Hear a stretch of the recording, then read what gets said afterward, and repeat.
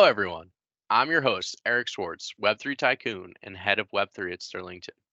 Please join me in welcoming my close friend, sales and partnerships at Alchemy, Romit Mirchandani. Please introduce yourself to the audience, bud. Yeah. Hey, everyone. Nice to meet you. Thanks for having us on, Eric. Just kind of a quick introduction, just overseeing sales and partnerships here at Alchemy.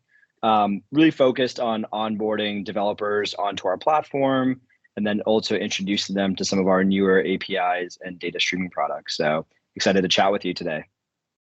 Extremely excited to have you on. And I think everyone should, if they don't understand just for the scope of what Alchemy is to Web3, Alchemy has essentially built, like, what would you handicap it, Ramit? Like half of Web3? I would say certainly influential in a lot of the major applications in Web3 for sure. I agree. That would be a minimalist way to say it, and I agree. We appreciate your humbleness, but the truth is that I think my first statement's pretty true as well. And it's incredible to work with you guys on a daily basis, and it's also incredible to be close with a number of the executives at Alchemy. But we also just want to thank you guys for coming on and for making the time, Of because we course. know obviously building the future of the internet is taxing, and you guys have like that whole day job where you have to do that. We appreciate you being here. We Yeah, appreciate you happy being to here. make the time. Yeah, and thanks for having us. Of course, man. And so investment banking, startups, business development dominance, go. Yeah, Tell everyone a little bit about everything Ramit and Alchemy. yeah, yeah, for sure. So, um, not a super long career, but it definitely feels like it. So to kind of take a step back, so I majored in finance at NYU, and I think a lot of my classmates at the time were going into things like investment banking, like you had mentioned, and I dabbled at a few different banks in college. And honestly, the subject matter really interesting. Could chat for hours about that. Analyst work wasn't super stimulating. Back in 2013, it's interesting. Not a lot of my classmates were going into tech. I think that's like very different today. Probably had like less than 10 classmates out of my business school go into tech. Lucky to have done so, though. I joined kind of a small startup out of school, 10-person team. I was doing everything from like marketing and sales as a 22-year-old, right? It's like I didn't really know a whole lot. But out of all those functions, like sales interested me the most. So I joined this company called Sail Through right when I was 22 as well. It was a Series B at the time. Did things like sales development. That's your cold calling. That's your cold emailing. Moved into like a customer facing role. So it taught me a lot about like working with different types of customers and learning, broadening my EQ skills. Then kind of moved into like focusing on like large enterprise contracts. Like that's kind of like why I kind of got into sales. Fast forward to about a year and a half ago, I always had the itch to go back into fintech given my finance background. And, during the pandemic, everyone was day trading, everyone was looking into crypto. So I'm like, hey, why not go into like a fintech slash crypto SaaS company and see what I can do there? My main requirement was I wanted to join the best company in the space. I think that's like really fun to work for the best and to really see that rocket ship take off. So, last February, Alchemy, we had hit this 10 billion valuation. There was only 45 employees at the time, which is insane. There was no sales team. So I'm like, hey, I got to see what's going on underneath the hood. So I shot for the moon. I reached out to them in March, just a few weeks after that announcement. And my current manager, Glenn, brought me on as really the first AE to help kind of build out the team with him. What's cool about Alchemy, like we don't have a defined sales function. So like everyone that's client facing helps with everything: developer onboarding, developer education, technical support, account management. So like that's a lot more stimulating, helping to build out each of those individual functions and learning from the best and the brightest along the way. 100%. And then I think you get all those opportunities very, very readily, apparently, and availably at Yeah, Alchemy. for So sure. and then just to dive deeper on just like some specific really exciting announcements that Alchemy's recently had that I wanted to talk through with you. Um, you guys have recently released account abstraction products that allow wallets to interact with the underlying blockchain in a way that users don't really have to even know that they're using an underlying blockchain technology at all. Um, which is amazing. Username, password, um, Exactly. huge leap forward. What do you think it's going to do for mainstream adoption? What do you think products like this um, generally mean for the space? Yeah, absolutely. So, like you mentioned, account abstraction, it's a broad topic. It's definitely a huge leap forward in bringing blockchain to the mainstream. Alchemy's goal, bring blockchain to a billion people worldwide. So, account abstraction really brings us one step closer to that goal. What account abstraction does from a high level, it's really focused on two areas that are important to us. It's simplifying the user experience because crypto is pretty technical and we want to bring more people into the fold. It's also increasing the flexibility of how you work with different blockchains, right? So like let's use an example of like a user coming onto the blockchain for the very first time from like an activation standpoint. Um, Now with account abstraction, various applications can actually bear the cost of handling transactions on behalf of the user. So what that really means is like, say you signed up for a service, you see a banner ad, claim your first NFT. With the click of a button, you can then own that NFT behind that gated experience. Behind the scenes, the application is setting up your wallet, paying for the gas. Because typically, for you to claim an NFT, you would have to have a wallet established. You would have to buy crypto. You'd have to connect your bank account. It's too much friction, right? So, account abstraction really, jumps ahead a little bit and allows applications to take on some of the burden that a crypto user would have to take on before account abstraction existed. And then like on like the simplifying the user experience side, another kind of crypto native thing, there's a lot of different blockchains, right? Every blockchain has its own token. If you hold one token, but you want to interact with the different blockchain, you typically have to then bridge your token to the new chain, acquire the new token, and then you can interact with the service. And as you know, like some of the major scams in the past year have happened because bridges have gotten attacked. So people don't want to go through that exercise of having to swap their tokens. Account abstraction also solves for that, right? You don't even have to use crypto. You actually can use US dollars and still have the underlying application handle the on-ramp and the swapping for you.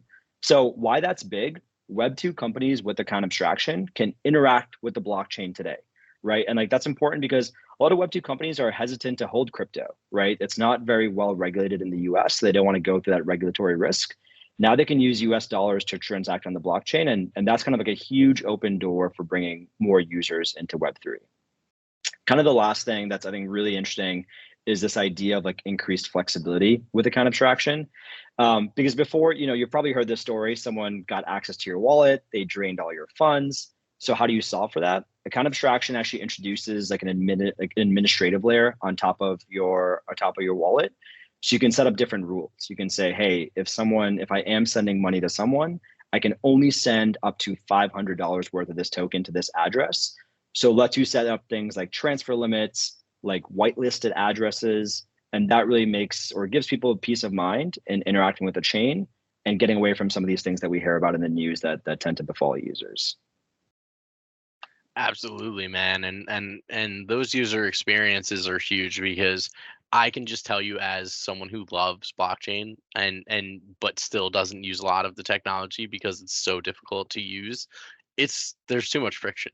It's just like it's It's very scary. hard. I for the first time used a MetaMask wallet to purchase when Mint's token in our fair launch, and it was terrible. Like it was like the Yeah. worst experience. The whole time I was like freaking out. I had to buy ETH like 4 times in order to like actually get it to where I could use it. And it was just hilarious. And so I think it's so important even just to point out like the real impact that that would have on someone's experience in a day-to-day use of a Web3 app is so huge because, like, literally, it goes from me not liking it that much and not being excited about using it again to really being excited about potentially using it every day. And that's what we need. Like that's what mass adoption is. And I can't imagine something more exciting than that. So it was incredible to hear it from kind of the source, and I think very few people could speak to it as legitimately, Ramit. So we appreciate it, you explaining and taking us through. Yeah, As the absolutely. preeminent Web3 infrastructure, building the roadmap kind of for the ecosystem, and also just kind of like the developer tools that folks will use for many years to come, like far beyond kind of the current building that's going on, the way that we'll build these infrastructures into a streaming live market of amazing products is just that, and would love to hear of the products that you guys are working on, like what you're most excited about, what developers are telling you, oh my god, this is life changing, like would love to hear. Yeah, yeah, absolutely. So I'll give you some background in terms of like where we've been and like then like where we're going this year. So, historically, like Alchemy has been focused on two main areas we'll continue to come back to. One of them is providing really reliable and performant infrastructure for users to interact with the blockchain. The second thing we're focused on is like developer tools. So that really helps you to better build and scale up your application, right? And like the reason why we chose these two goals, it kind of works like a flywheel, right? You give developers better tools, they make better apps attract more consumers to the space. With more consumers in the space, it's more incentive for developers to build in the space, right? So we want to be kind of in the middle of that flywheel. Past few years, we've been focused on the RPC layer. That's really kind of your base layer for reading and writing data off of the blockchain. And more recently, we've been focused on what we call enhanced APIs. And what those APIs are, those are really meant for simplifying and optimizing for common request patterns, right? So like basically, there's a lot of these massive queries that you can make of the blockchain that would typically take hours to run. And we wanted to simplify those queries, take them down to milliseconds to run. And what those look like is, when you fire up your wallet, you can see all the different tokens you own. You can see all your previous transactions. Well, if you've had a wallet for a while, those events have lived all over the blockchain. So you have to scan the entire chain every time you wanted that information. So what Alchemy did is we wanted to fetch, index, organize all that data for you. And that's what we basically released via some of our enhanced APIs. So moving forward, a kind of abstraction, like I mentioned, that's super exciting. That'll help a lot of like Web2 and non-crypto native companies to onboard onto the blockchain. In us kind of furthering our RPC layer, this is what gets me really fired up around what we're doing is I think Alchemy's really solved for data accessibility really well. But what we want to solve better for is data customizability, right? So like, how do we give developers the data that they want in the format that they want it, right? So basically, how do developers define their own schemas so they can integrate that data into the database or front end? Like those are a lot of the challenges that we're focused on now. It largely follows like the same evolutionary path that Web2 data companies faced in terms of like access, then querying, then customizability. You can see a lot of Web3 data companies following a similar evolutionary path. So that's what gets me fired up because we're kind of furthering how people interact with the chain. That's that's definitely true. And I mean, I from my perspective, the other interesting thing is just like the way we sell for legal services is similar too. Like I think like the way I always think about it is literally like you want to meet the customer where they are, and it's really hard to do that without the customizability. Like we've certainly, and me through my practice have kind of learned how important for you guys creating like more bespoke structures and more bespoke infrastructure to match the technological innovations that you guys are doing is what you usually need. And that's definitely been an exciting adventure, man. Yeah. I love figuring out ways to make what you guys have built work, and we'll always love doing that. um I share your passion for tech, for sales. Is there anyone you credit with building those passions in you? It's a good question. I feel like I've been pretty lucky in my career to have like a string of really good managers and leaders that believed in me and like took a chance on me. Because honestly, every role I've taken on, I've had major imposter syndrome. My last company sailed through, I was the first SDR, I was the first customer rep, and I had managers like these are various folks, but managers like Nelly and John. And, I owe a lot of like my empathy and empathetic skills to them. And they really taught me that you can still have fun at work and be really effective at your job. Later on, I had leaders, these two folks, Cassie and Ethan. I just looked up to them so much. They knew how to walk into a room and like command respect because they had like the EQ, they had the knowledge, the ins and outs of how the system worked. They had the data to back up their points. I think like some people are really good relationship people. Some people are really good data people. To have a combination of those skills, like those are the kind of people that really influenced me to continue in sales. And then like coming into Alchemy, I work under a lot of like amazing folks, but like specifically folks like Glenn, like Mike, like Nikhil, like the one thing I see among those folks is they're amazing storytellers, right? And I find that when you're passionate about something and about what you're building, that enthusiasm, it comes through in every conversation. And essentially you basically want to help people to see the world the way that you see it. And like that's what really motivates me about sales from those folks, because it's not about like walking in with an agenda and pushing a product. It's really learning how to tell a good story, how to be like empathetic that, whoever you're selling to, that person has a real challenge in their job, and that your knowledge of how others have solved that challenge using your solution can really benefit them. So all our job is to really just help them connect the dots. And when sales was phrased to me in that way, that really piqued my interest. And that's kind of like where I like to go with my set of skills and what I'm trying to do with my career.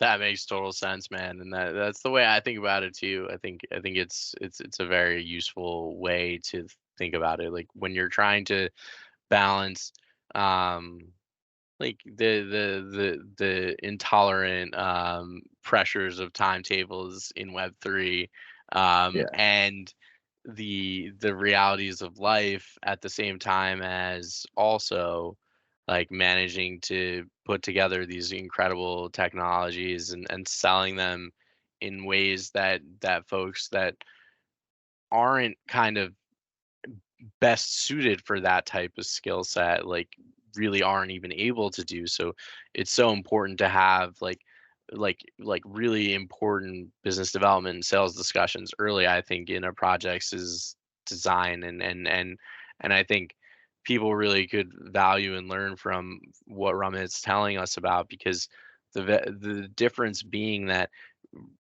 bringing someone what they need because they're having a problem is much different than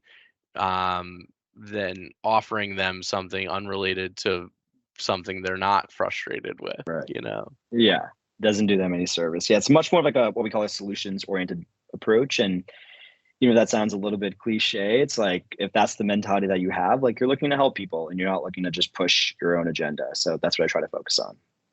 I agree 100%. And I also think that's the best way to sell anything anyway. Like if you're